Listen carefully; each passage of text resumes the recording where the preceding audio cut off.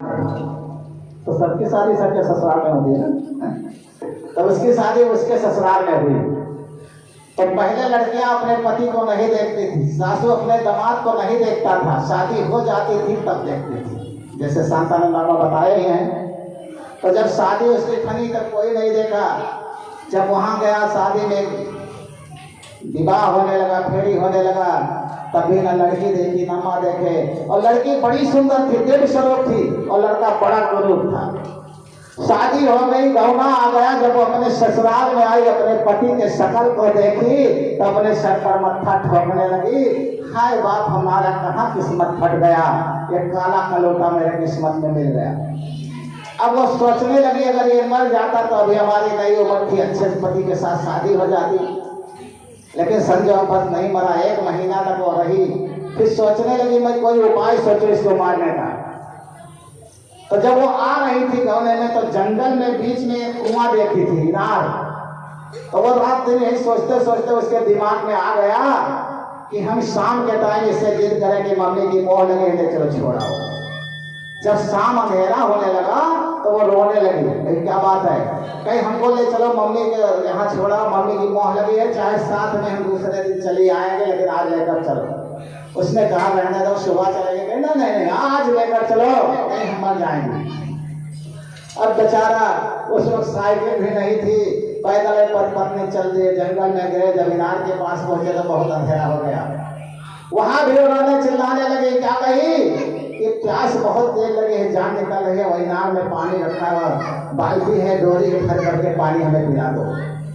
अब वो बेचारा गया, बाल्टी रखी थी, डोरी डाला। आधे बच्चे तो डोरी बाल्टी जानते नहीं होंगे, सब जानते हैं? नहीं जानते हैं। बाल्टी तो सब जानते हैं ना, इनार सब जानते हैं। तो पहले बाल्टी डोरी बांध करके इनार से पानी निकाल, माता तो शराब तो पानी निकाला जाता था। तो बेचारा गया, बाल्टी उठाया और डोरी डाल करके कुएं में, और जब पानी निकालना चाहा तो उसने पीछे से जय श्री राम धकेल दिया। कितनी खुशी बात हुई, कलूटा आदमी चला गया चिट्ठी बांधे। लेकिन जब वो ढकेल करके और भगी तो 2-4 ग्वाल गैया लेकर के आ रहे थे। तो गैया लेकर के आ रहे थे तो देखे तो बेचारे अपना गमछा उमछा बांध करके और उसको गिरा करके निकाले, लेकिन वो खूब तेजी से भगी और मैके पहुंच गई।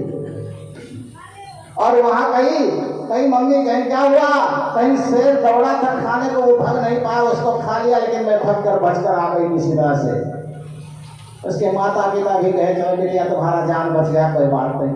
अब ये बेचारा निकला, 11 बज गया रात में, भीगा भीगा कपड़ा पहने, ये भी ससुराल ही चल दिया। अब ये 11:30 बजे जब ससुराल में पहुंचा, दरवाजा खटखटाया तो सासू ने दरवाजा खोला, देखा हाय बाप रे दामाद कैसे ऐसी रात में आया, लेकिन कुछ बताया नहीं। सूखा कपड़ा अपने ससुर के धोती पाया, कुर्ता पाया पहन करके, कुछ रूखा सूखा बना था, खाया कहा कि कुछ खाने की इच्छा नहीं है, लेकिन खाने को कुछ ना कुछ पाया। अब रात बीता, दूसरा दिन बीता, तीसरी रात बीती, चौथा दिन बीता, पांचवी रात बीती, छठा दिन बीता।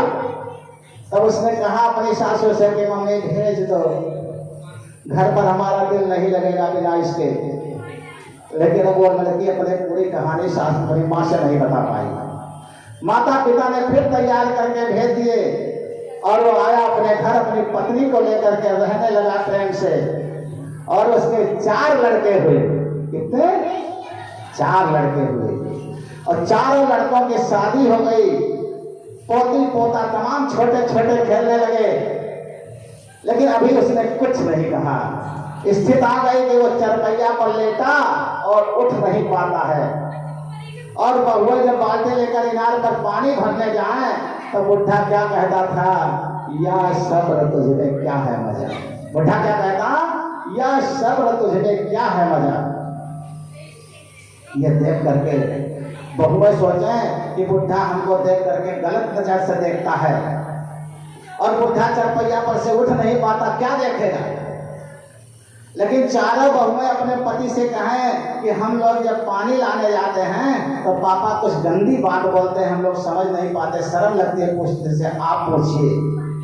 अब चारों पत्नी जो है अपने पति को जिद कर ली, चारों लड़के आपस में बात करने लगे, भैया इस तरह कहती है, पापा से कैसे पूछा जाए बताओ, बेचारे उठ भी नहीं पाते, उनको टेका कर ले जाते हैं लैट्रिन पेशाब कराने, और उनसे कैसे पूछे कि हाँ तुम जो है क्या कहते हो। तो चारों लड़के विचार बनाए, जब पत्नी बहुत जिद की तो चारों लड़के एक दिन सुबह सुबह उठे और चारों को पाँव दो हाथ पैर कर दबाने लगे, और चारों लड़के हंस करके पूछे कहे पापा कहें क्या हो बेटा।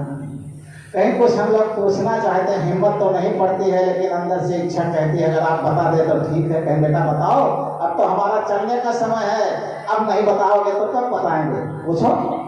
कहीं जब आपकी बहुएं पानी लेने जाती हैं तो आप क्या कहते हो।